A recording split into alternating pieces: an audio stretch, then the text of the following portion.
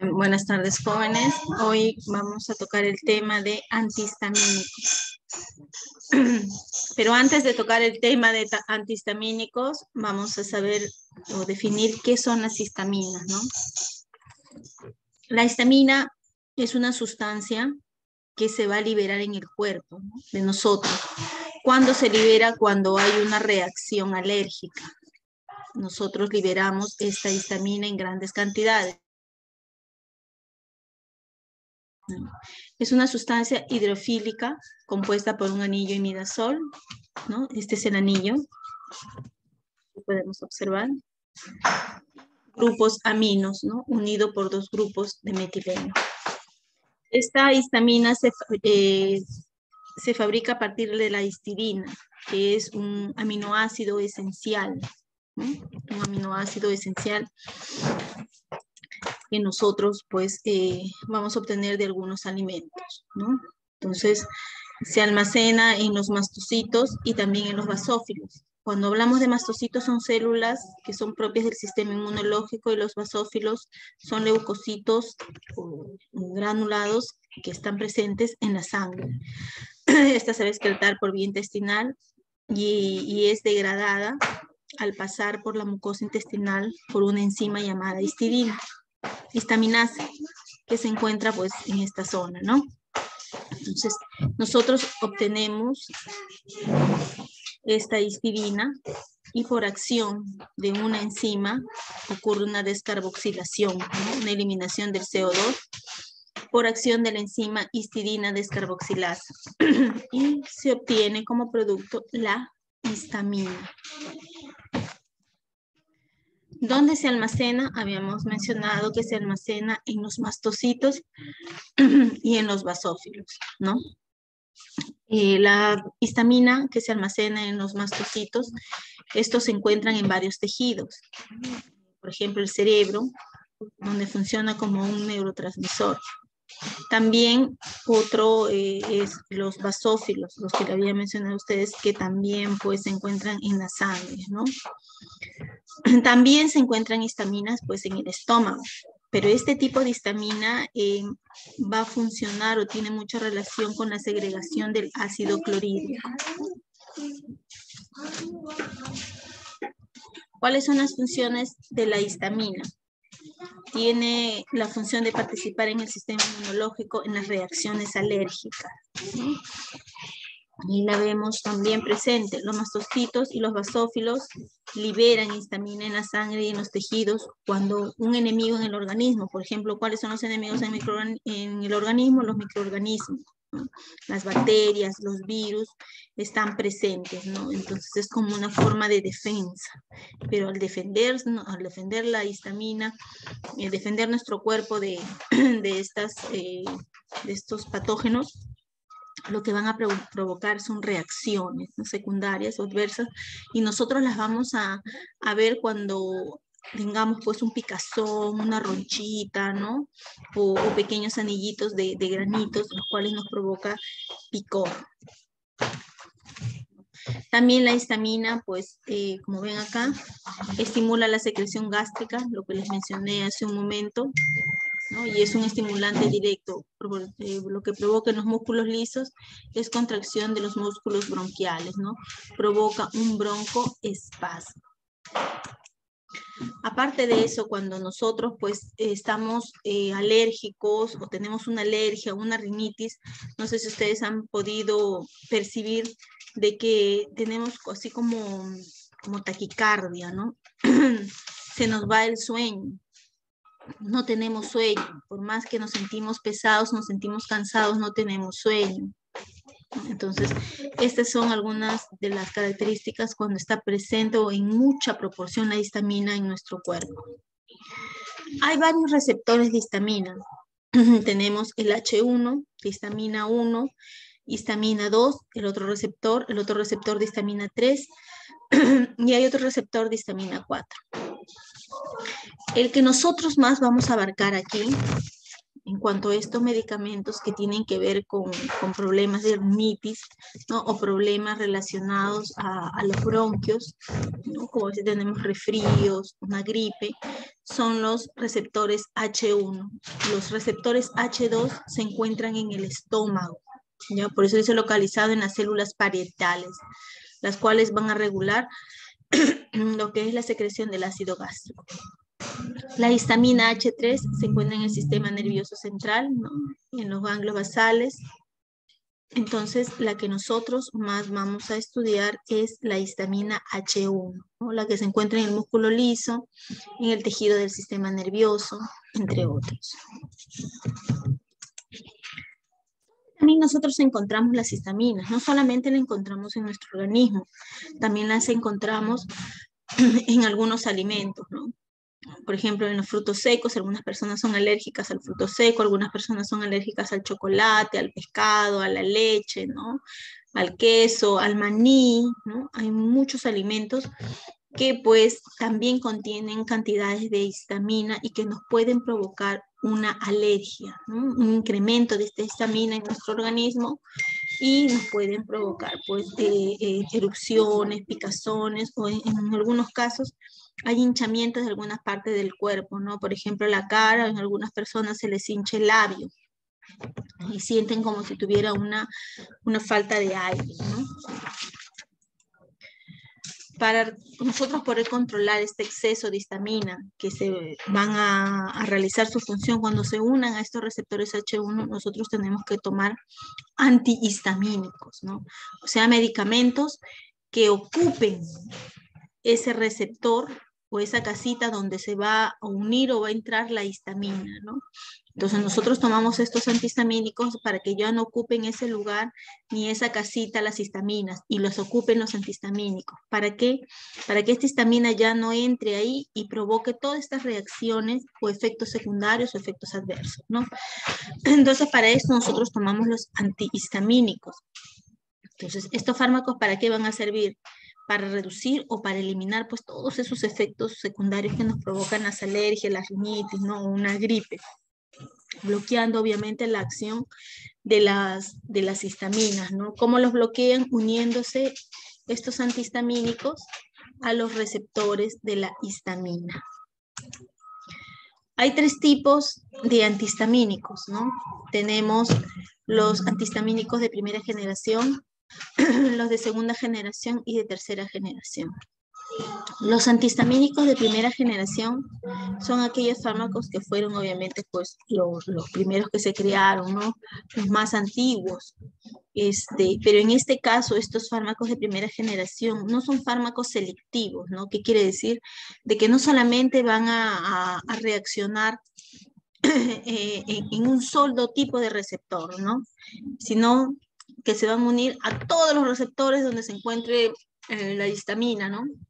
Todos atraviesan la barrera hematoencefálica, son más lipofílicos. Por eso es que estos tipos de fármacos, la clorfenamina, provoca pues sueño, ¿no? Porque atraviesa la barrera hematoencefálica, va hasta nuestro cerebro y nos provoca eso, ¿no?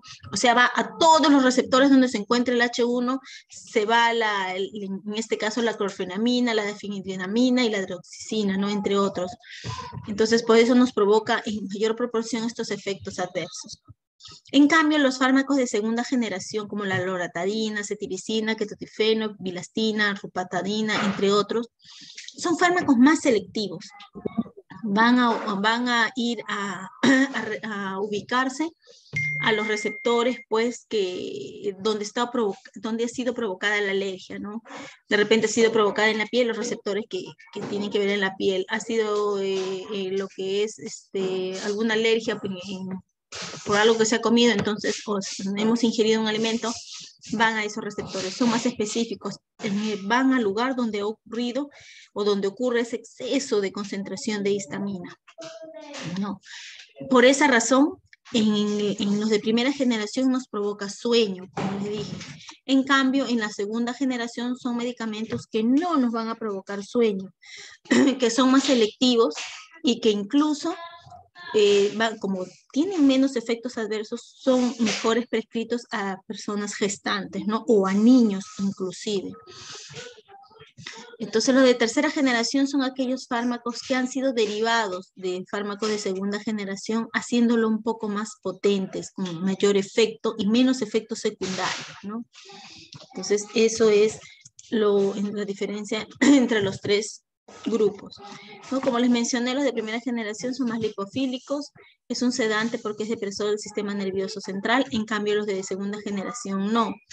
Aparte de esto, a los niños con más seguridad se le prescribe aquellos fármacos antihistamínicos de segunda generación, ¿no? Como la cetiricina, la loratadina. ¿Por qué? Porque son fármacos que no van a actuar en el sistema nervioso central. En cambio, el niño sí. Y uno de los efectos secundarios de los antihistamínicos de primera generación, como la clorfenamina, es poner a los niños hiperactivos, ¿no? Entonces, afecta el sistema nervioso central y peor aún si se los damos de una manera no adecuada, ¿no? Entonces, es preferible que a los niños se les administre la cetiricina o loratadina, ¿no? Que la mayor prescripción es de cetiricina en los niños, ¿no? Es más específica, es más selectiva. Sus usos terapéuticos pues se utilizan en caso de alergias, ¿no? En enfermedades de alergias de la piel o también mucosa, y sumado a este efecto terapéutico de los antihistamínicos, se le administra conjuntamente con los corticoides, ¿no? Porque los corticoides, si recordarán en la clase anterior, también actúan sobre los mastocitos, ¿no? Entonces, cuando se les administra conjuntamente clorfenamina, por ejemplo, ¿no? Vía intramuscular con dexametasona, entonces hay una suma de lo que es disminuir este tipo de alergias porque van a actuar en los mastocitos, ¿no? Entonces, por eso que es muy recomendable en algunas personas administrarle lo que es la clorfenamina conjuntamente con la dexametasona, pero teniendo en cuenta que estos pacientes no sean alérgicos a ninguno de los dos o incluso que no sean pues diabéticos, ¿no? Y si se necesitara por emergencia, ya les mencioné en la clase anterior, a los diabéticos hay que controlarles las dosis en las cuales se les está administrando este medicamento, ¿no? Porque puede incrementarles la glucosa. También en lo que es en el caso de alguna inflamación, ¿no? Prurito, urticaria, ¿no? Entonces, hay algunos que sienten que se ahogan, por ejemplo, son alérgicos a algún medicamento, como los AINES, por ejemplo, ¿no? Entonces, el corticoides también es un antiinflamatorio, el cual va a ayudar a desinflamar lo que son las mucosas. Entonces, también, como les mencioné, es recomendable lo que es su administración, ¿no? Igual, si tenemos de repente algún tipo de alergia así en la piel, en la cara, muy aparte de tomar algún antihistamínico y no me lo puedo administrar, entonces puedo utilizar estas cremitas de corticoides como la betametasona, la hidrocortisona, ¿no? Y untarla o ponerla sobre la parte afectada que tenemos nosotros. Entonces, ¿cuáles son los efectos antihistamínicos? Impiden el aumento de la permeabilidad capilar, contrarrestan de manera parcial la vasodilatación. ¿Qué más nos provoca? En el caso de los H1, como de los de primera generación, perdón, como la clorfenamina, nos provoca sueño, ¿no? Sedación, excitación o hiperactividad en el caso de los niños, ¿no? Por eso no es muy recomendable darle en algunos casos náuseas, vértigo, vómito. Por eso cuando se administra este tipo de antihistamínicos, lo más recomendable es no manejar, aquellos que manejan, ¿no? Descansar los días en que están administrándose este tipo de medicamentos.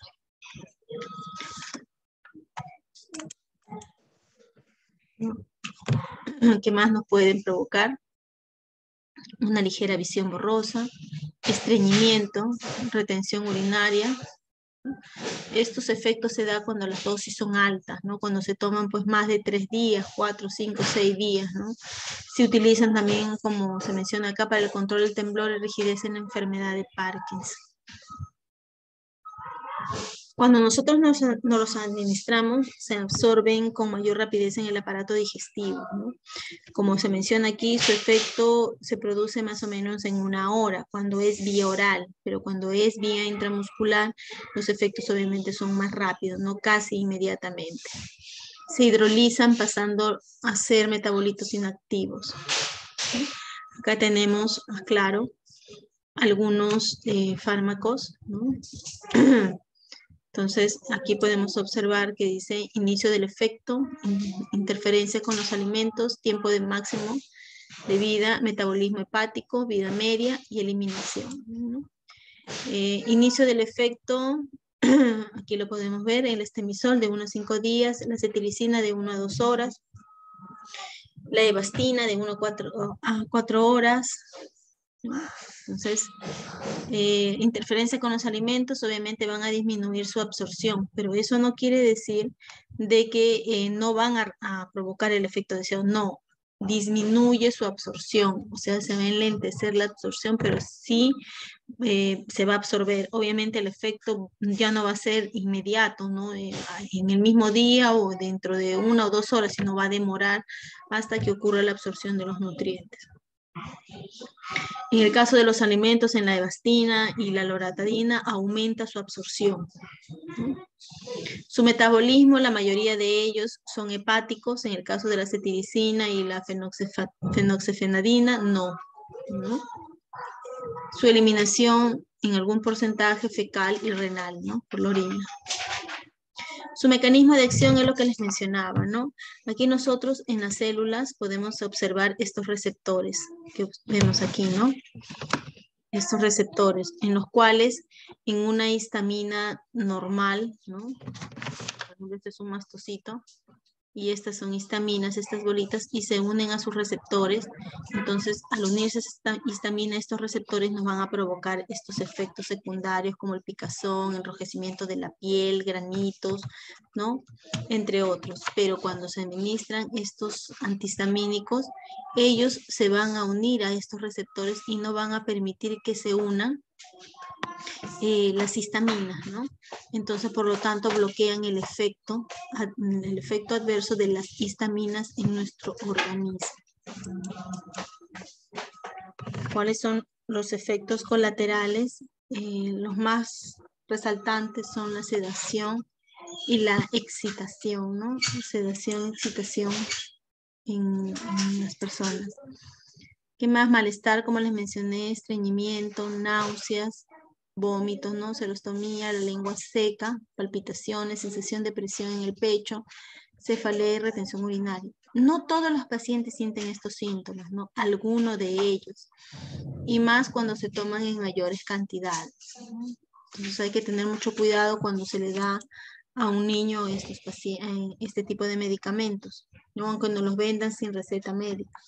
Contraindicaciones en pacientes con asma, porque agravan la dificultad respiratoria, y en glaucoma aumentan la presión intraocular, ¿no? En dosis tóxicas o en dosis mayores de las que uno puede recibir, hay una estimulación del sistema nervioso causando convulsiones, hiperipirexia y muerte, ¿no? O sea, aumento de la temperatura también. Provoca boca seca, aumento de la frecuencia cardíaca, visión borrosa, estreñimiento y retención urinaria.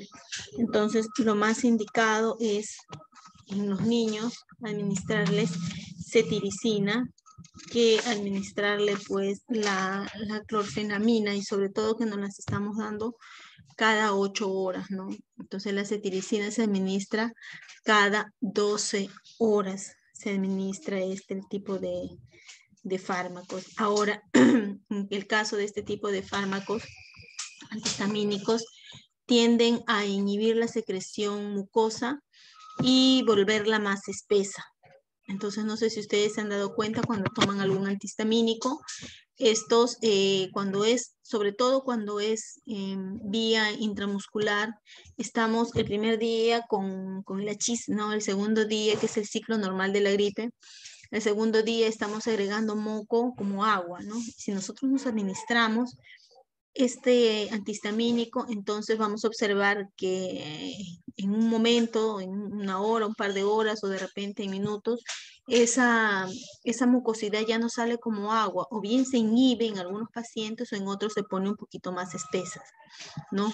Por eso también nos recomiendan a todos los que padecemos de alguna gripe, una rinitis, tomar bastante agua, ¿no? Con la finalidad de poder hidratar esta mucosa y poderla eliminar, ¿no? Entonces hay que tener mucho cuidado cuando se toma este tipo de medicamentos, ¿no? No significa que sean pues inocuos, pero porque tienen